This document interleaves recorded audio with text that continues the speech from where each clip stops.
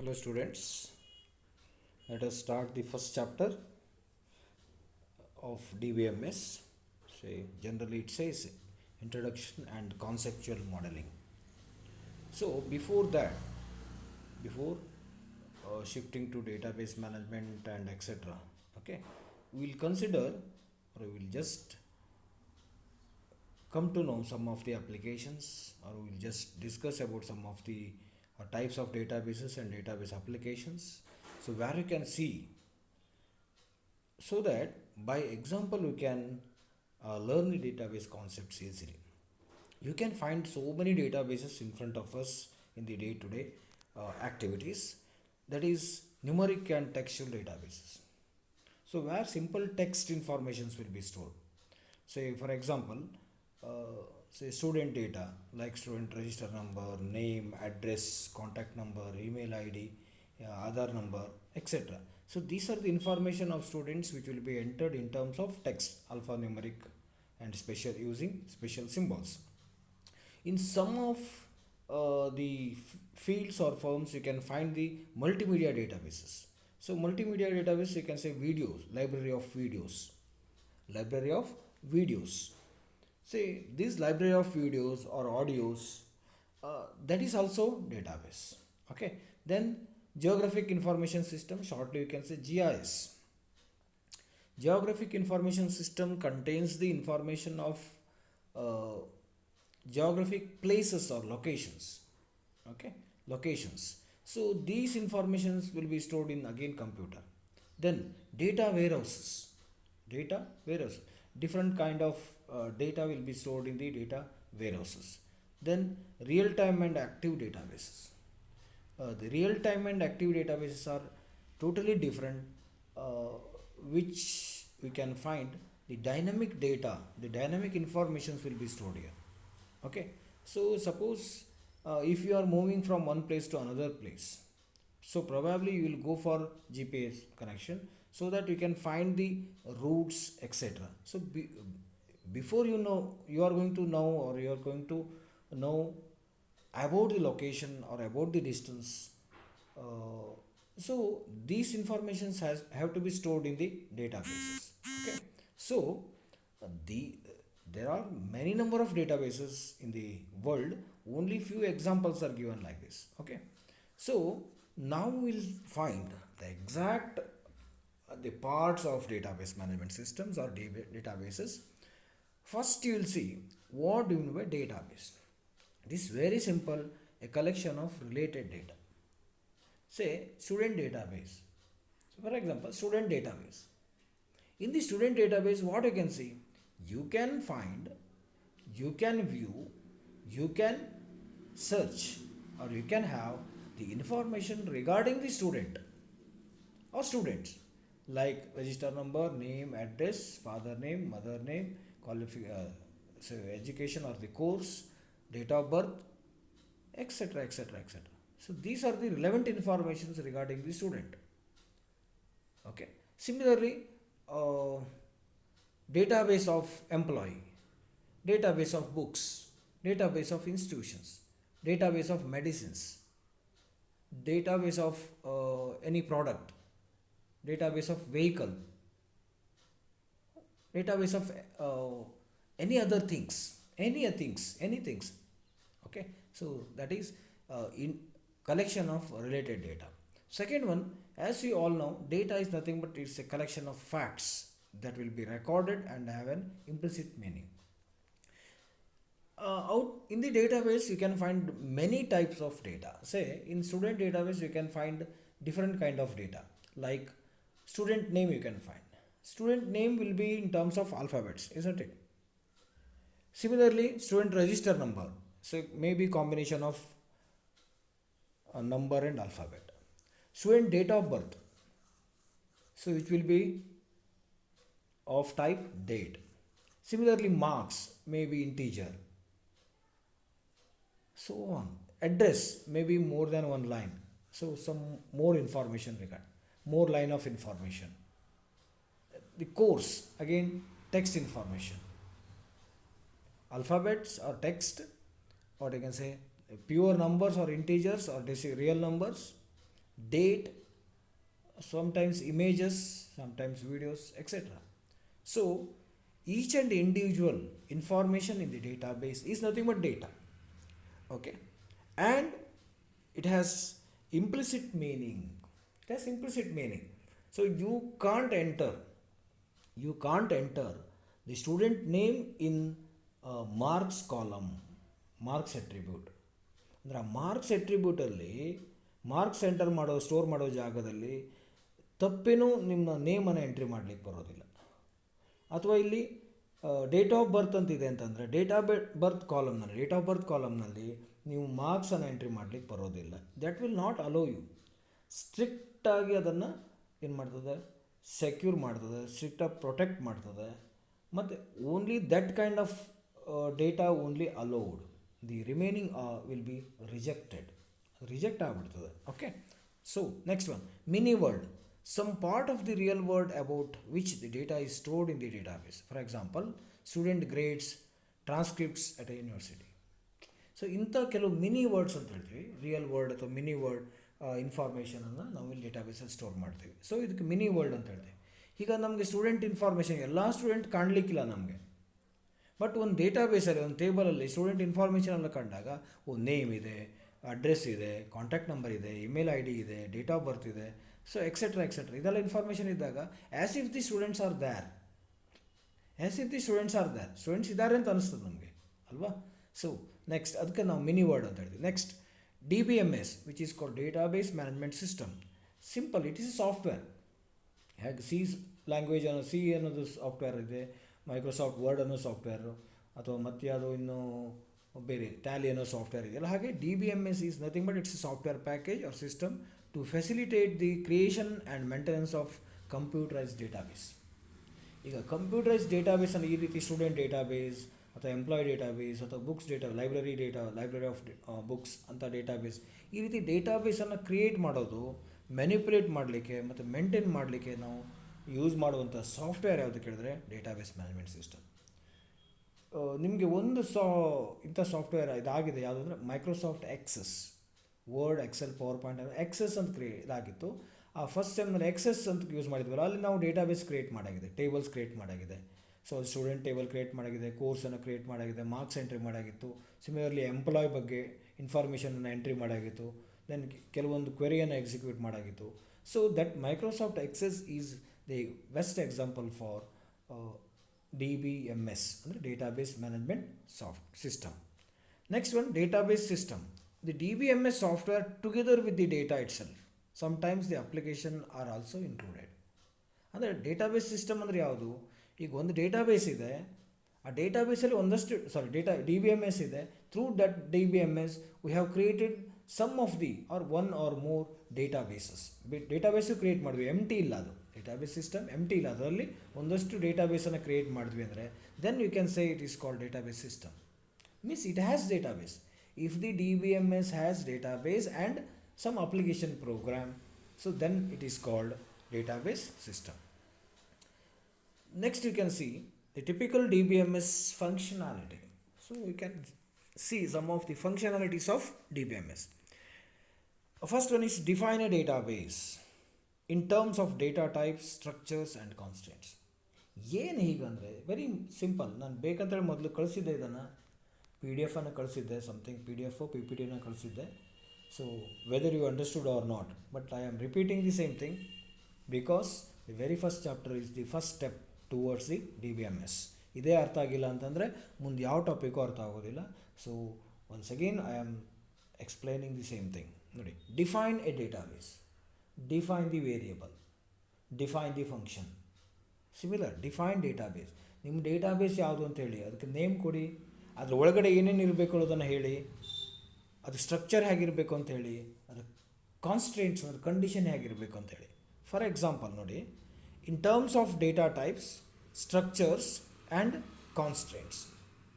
ಈಗ for example ನಾನೀಗ student ಅನ್ನೋ ಡೇಟಾಬೇಸನ್ನು ಕ್ರಿಯೇಟ್ ಮಾಡಬೇಕು ಅಂದರೆ ಅದರಲ್ಲಿ ಒಂದು ಟೇಬಲ್ ತೊಗೊಳ್ತೇನೆ, ಅದರಲ್ಲಿ ರೋಲ್ ನಂಬರ್ ಅನ್ನೋ ಒಂದು ಅಟ್ರಿಬ್ಯೂಟ್ ತೊಗೊಳ್ತೇನೆ, ಫೀಲ್ಡ್ ತೊಗೊಳ್ತೇನೆ. ಅದು ಟೈಪ್ ಯಾವುದು?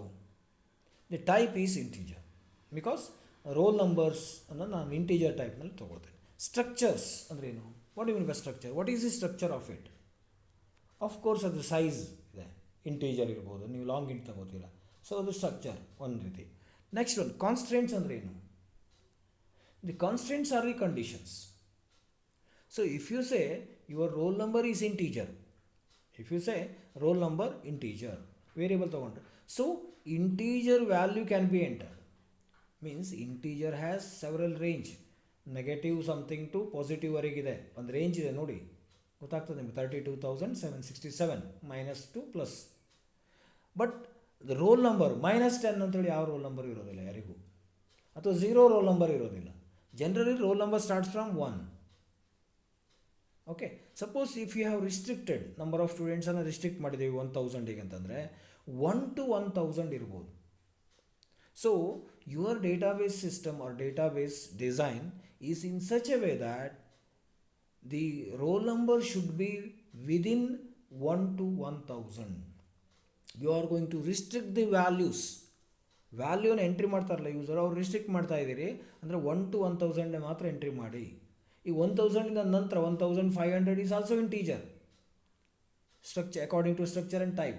But you should not allow the user to enter beyond the what you can say range, beyond your design or desired range. ಆ ಡಿಸೈರ್ಡ್ ರೇಂಜಿಂದ ಹೊರಗಡೆ ಅಥವಾ ಬಿಫೋರ್ ದ್ಯಾಟ್ ನೀವು ಅದನ್ನು ಕೊಡ್ಲಿಕ್ಕೆ ಬರೋದಿಲ್ಲ.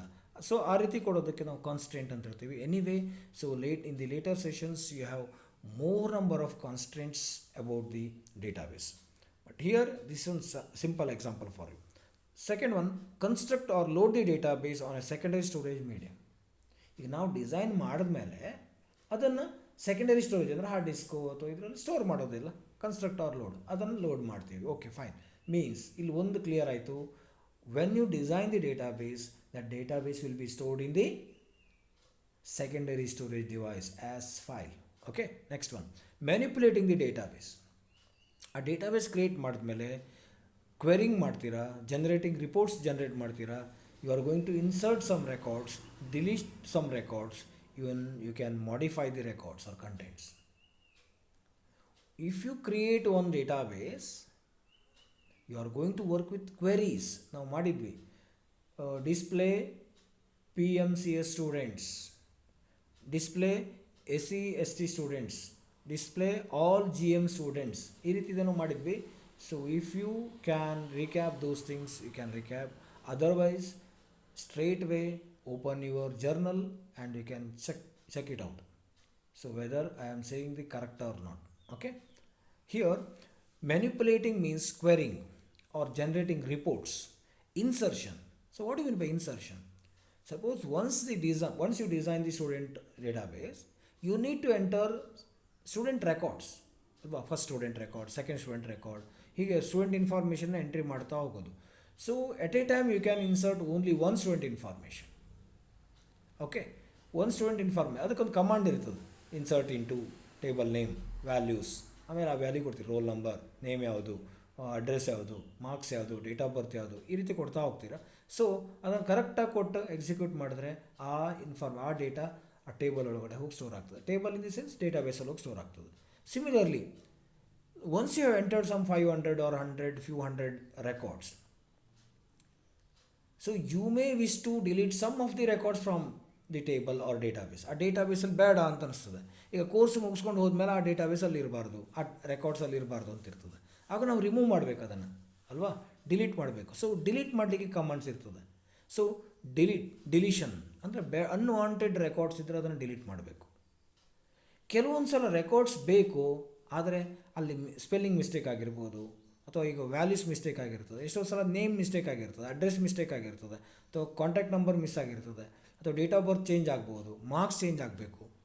ಈಗ ಉಳಿದಿದ್ದು ಯಾವುದಲ್ಲ, ಯಾವುದೋ one or two informations change ಆಗಬೇಕಾಗಿರ್ತದೆ. But that record should be retained, but some of the data must be modified. So ಅದಕ್ಕೂ ಆಪ್ಷನ್ ಇದೆ ಅಲ್ಲಿ, ಅದಕ್ಕೆ ಮ್ಯಾನಿಪುಲೇಟಿಂಗ್ ದಿ ಡೇಟಾಬೇಸ್ ಅಂತ ಹೇಳ್ತೀವಿ. Next one, concurrent processing and sharing by a set of users and programs, yet keeping all data valid and consistent. ಎಷ್ಟೋ ಸಲ ಒಂದೇ ಡೇಟಾಬೇಸನ್ನು ಬೇರೆ ಬೇರೆಯವರು ಯೂಸ್ ಮಾಡ್ತಾ ಇರ್ತಾರೆ. So I can give one example for that. ಈಗ ರಿಸರ್ವೇಷನ್, ಈಗ ಸೀಟ್ ರಿಸರ್ವೇಷನ್ ಇದೆ, ಇಟ್ ಮೇ ಬಿ ಟ್ರಾವೆಲ್ ಏಜೆನ್ಸಿಯವರು ಸೀಟ್ ರಿಸರ್ವೇಷನ್ ಮಾಡ್ತಾ ಇರ್ತಾರೆ. ಅದಕ್ಕೇನು ಒಂದೇ ಯೂನಿಟ್ ಇರೋದಿಲ್ಲ, ಬೇರೆ ಬೇರೆ ಈಗ ನಮ್ಮ ಸಿರ್ಸಿಯಲ್ಲಿ ಇರ್ಬೋದು ಅಥವಾ ಬೆಂಗಳೂರಲ್ಲಿ ಎಟ್ ಎ ಟೈಮ್ ಇರ್ಬೋದು, ಇನ್ನೊಂದು ಕಡೆ ಇರ್ಬೋದು. ಸೊ ಏರ್ಲೈನ್ ಇರ್ಬೋದು ಅಥವಾ ಟ್ರೈನ್ ಟಿಕೆಟ್ ಬುಕ್ ಮಾಡ್ತಾ ಇರ್ಬೋದು, ಬೇರೆ ಬೇರೆ ಕಡೆಯಿಂದ ಬುಕ್ ಮಾಡ್ತಾ ಇರ್ತಾರೆ. ಸೊ ನಿಮಗೆ ಅಲ್ಲಿ ಅವೈಲೇಬಿಲಿಟಿ ನೋಡ್ತಾ ಇರ್ತೀರಿ. From this terminal as you will fix particular seat. ನೀವು ಯಾವುದೋ ಸೀಟನ್ನು ಬುಕ್ ಮಾಡ್ತೀರಾ ಇಲ್ಲಿ. ಇಫ್ ಇಟ್ ಈಸ್ ವೇಕಂಟ್, ಆ ವೇಕಂಟ್ ಇದ್ದರೆ ಮಾತ್ರ ಆ ಸೀಟನ್ನು ಮಾಡ್ಲಿಕ್ಕೆ ಬರೋದು. ಯಾವ್ಯಾವ್ದು ಬುಕ್ ಆಗಿದೆ ಅನ್ನೋದನ್ನು ಮಾರ್ಕಾಗಿ ತೋರಿಸ್ತಾರೆ ಅಲ್ಲಿ. ಸೊ ಇದೇ ರೀತಿ ಎಷ್ಟೋ ಜನ ಬೇರೆ ಬೇರೆ ಕಡೆನೂ ಮಾಡ್ತಾ ಇರ್ಬೋದು. ಕೆಲವೊಂದು ಸಲ ಹೇಳ್ತಾ ಇರ್ತಾರೆ ಈ ಸೀಟ್ ಖಾಲಿ ಇದೆ, ಬಟ್ ಬೇಗ ಬೇಗ ಹೇಳಿ ನೀವು ಬುಕ್ ಮಾಡೋದು, ಇಲ್ಲ ಮತ್ತೆ ಯಾರಾದರೂ ಬುಕ್ ಮಾಡ್ಬೋದು ಅಂತ. Because this database is concurrently access, ಅಂದರೆ ಮೋರ್ ದೆನ್ ಒನ್ ಯೂಸರ್ ಇದನ್ನು ಎಕ್ಸೆಸ್ ಮಾಡ್ತಾ ಇರ್ತಾರೆ ಬೇರೆ ಬೇರೆ ಕಡೆಯಿಂದ. ಯಾರೋ ಒಬ್ಬರು ಅದೇ ಸೀಟ್ ಬೇಕಂತ ಹೇಳ್ಬೋದು, ಸಡನ್ನಾಗಿ ಅವರು ಅದನ್ನು ಕಮಿಟ್ ಮಾಡಿಬಿಟ್ರೆ ಅದು ನಿಮ್ಮ ಕಣ್ಣೆದುರಿಗೆ ಆ ಸೀಟ್ ಬುಕ್ ಆಗಿಬಿಡ್ತದೆ. ಸೊ ಎಷ್ಟೋ ಸಲ ಆನ್ಲೈನ್ ಪರ್ಚೇಸಿಂಗ್ನಲ್ಲೂ ಹಾಗೆ ಆಗ್ಬೋದು. So because the database can be shared, ಒಂದೇ ಡೇಟಾಬೇಸ್ ಮಲ್ಟಿಪಲ್ ಯೂಸರ್ಸಿಗೆ ಶೇರ್ ಆಗೋದಕ್ಕೆ ಅಲ್ಲಿಂದನೂ ಅದನ್ನು ಯೂಸ್ ಮಾಡ್ಬೋದು. ಸೊ ಅದು information. Okay, next one, protection and security measures to prevent unauthorised access. ಯಾರು ಬೇಕೋ ಅವರು ಆ ಡೇಟಾಬೇಸನ್ನು ಎಕ್ಸೆಸ್ ಮಾಡಲಿಕ್ಕೆ ಬರೋದಿಲ್ಲ. Only authorised users can access that database. ಈಗ ಕೆಲವೊಂದು ಇದೆ ನಮ್ಮದು, ಈಗ ಆಧಾರ್ ಡೇಟಾಬೇಸ್ ಇದೆ. ಆಧಾರ್ ಡೇಟಾಬೇಸನ್ನು ಎಲ್ಲರೂ ಎಕ್ಸೆಸ್ ಮಾಡಲಿಕ್ಕೆ ಬರೋದಿಲ್ಲ. ಈಗ ನಮ್ಗೆ ಆಧಾರ್ ನಂಬರ್ ಇದೆ, ಇನ್ನೊಬ್ಬರು ಆಧಾರ್ ನಂಬರ್ ಹೋಗಿ ನಾನು ಚೇಂಜ್ ಮಾಡ್ತೇನೆ. So even most of the times ನಮ್ಮ ಆಧಾರ್ ನಂಬರ್ ಇದೆ ಅಂತಂದರೆ ನಮ್ಮ ಆಧಾರ್ ಡೀಟೇಲ್ಸನ್ನು ನಾವೇ ಎಕ್ಸೆಸ್ ಮಾಡಲಿಕ್ಕೆ ಬರೋದಿಲ್ಲ. Only few informations can be modified by us. But ನಮ್ಮ ಆಧಾರ್ ನಂಬರ್ನ ನಮ್ಮ ಇನ್ಫಾರ್ಮೇಷನ್ನ ನಾವು ಆಕ್ಸೆಸ್ ಮಾಡಬೇಕು ಅಂದರೂ ಸಮ್ ಆಥರೈಸ್ ಸೆಂಟ್ರಿಗೆ ಹೋಗಬೇಕು. You might have observe this one. ನಿಮ್ಗೆ ಇದು ಗೊತ್ತಾಗಿರ್ಬೋದು ಅಂತ ಹೇಳ್ತಾರೆ. ಎಷ್ಟೋ ಸಲ ನಾವು ಪರ್ಟಿಕ್ಯುಲರ್ ಆಥರೈಸ್ ಸೆಂಟ್ರಿಗೆ ಹೋಗಿ ಇದನ್ನು ಚೇಂಜ್ ಮಾಡ್ಕೊಂಬರ್ಬೇಕು, ಥಂಬೆಲ್ಲ ಕೊಟ್ಟು ಅಲ್ಲಿ ನಾವೇ ಅಂತ ಹೇಳಿ ಒಂದು ಪರ್ಮಿಷನ್ ಲೆಟ್ರ್ ಕೊಟ್ಕೊಂಡು, ಅಪ್ಲಿಕೇಶನ್ ಲೆಟ್ರ್ ಕೊಟ್ಕೊಂಡು ಚೇಂಜ್ ಮಾಡಬೇಕು. ನಮ್ಮ ಇನ್ಫಾರ್ಮೇಷನನ್ನು ನಾವು ಚೇಂಜ್ ಮಾಡಲಿಕ್ಕೆ ಬರೋದಿಲ್ಲ. ಸೊ ಆಥರೈಸ್ ಸೆಂಟ್ರಿಗೆ ಹೋಗಿ ಚೇಂಜ್ ಮಾಡಬೇಕಾಗ್ತದೆ. Because it is protected, this database is protected. Okay, so ಎಷ್ಟೋ ಸಲ ನಿಮಗೆ ನಿಮ್ಮ ಇನ್ಫಾರ್ಮೇಷನ್ ಇದೆ, your marks, it is your marks, ಯಾವುದೋ ಸಬ್ಜೆಕ್ಟ್ನಲ್ಲಿ ಕಡಿಮೆ ಬಂದಿದೆ ಅಂತೇಳಿ ಚೇಂಜ್ ಮಾಡಲಿಕ್ಕೆ ಬರೋದಿಲ್ಲ. So it is protected by the university. ನಾವು ಯೂನಿವರ್ಸಿಟಿಗೆ ಅಪ್ಲಿಕೇಶನ್ ಹಾಕಿ ಅದ್ರ ಥ್ರೂನೇ ಚೇಂಜ್ ಮಾಡಿಸ್ಬೇಕಾಗ್ತದೆ. Okay, next one, active processing to take internal actions on it. ಎಷ್ಟೋ ಸಲ ಸಮ್ ಆ್ಯಕ್ಟಿವ್ ಪ್ರೊಸೆಸಿಂಗ್ ಅಂತ ಇರ್ತದೆ. ಆ್ಯಕ್ಟಿವ್ ಪ್ರೊಸೆಸಿಂಗ್ ಅಂದರೆ ಇವಾಗ ಯಾವುದು ಪ್ರೊಸೆಸ್ ಆಗ್ತಾ ಇದೆ ಅಂತೇಳಿ. So active processing to take internal actions on data. ಈಗ ಕೆಲವೊಂದು ನಾವು ಬ್ಯಾಂಕಲ್ಲೆಲ್ಲ ಹೇಳಬೇಕಾದ್ರೆ ಟ್ರಾನ್ಸಾಕ್ಷನ್ಸ್ ನಡೀತಾ ಇರ್ತದೆ at the same time. So transaction in the sense ನಾವು ನಮ್ಮ ಕಡೆಯಿಂದ ವಿಡ್ರಾಲ್ ಮಾಡ್ತೀವಿ, ಡಿಪಾಸಿಟ್ ಮಾಡ್ತಾ ಇರ್ತೀವಿ. ಬಟ್ ಬ್ಯಾಂಕ್ನವರು ಇಂಟ್ರೆಸ್ಟ್ ಡಿಪಾಸಿಟ್ ಮಾಡೋದು, ಇಂಟ್ರೆಸ್ಟ್ ಕ್ಯಾಲ್ಕುಲೇಷನ್ ಮಾಡಿ ಹಾಕೋದು, ಕ್ವಾರ್ಟರ್ಲಿ ಸಮಥಿಂಗ್ ಅದನ್ನು ನಡೆಸ್ತಾ ಇರ್ತಾರೆ. ಅಥವಾ most of the times automatic reductions ಇರ್ತದೆ. So you are going to deposit or you are going to withdrawal ಮತ್ತು ಡಿಪಾಸಿಟ್ ನಾವು ಜನರಲಿ ಮಾಡ್ತಾ ಇರ್ತೇವೆ. ಕೆಲವೊಂದು ಸಲ ಆಟೋಮೆಟಿಕ್ ಡಿಡಕ್ಷನ್ಸ್ ಎಲ್ಲ ಇರ್ತದೆ. ಆಟೋಮೆಟಿಕ್ ಡಿಡಕ್ಷನ್ಸ್ ಆ ಡೇಟಿಗೆ ಆ ಟೈಮಿಗೆ ಆಗಿಬಿಡ್ತದೆ. So that may be active. ಒಂದು ಎಕ್ಸಾಂಪಲ್ ನಾನು ಹೇಳ್ತಾ ಇರೋದು, ಆ್ಯಕ್ಸಿಟೀಸ್ ಇದೆ ಅಂತಲ್ಲ. So in different databases different kind of active processing will be taken. Okay, next, presentation and visualisation of data.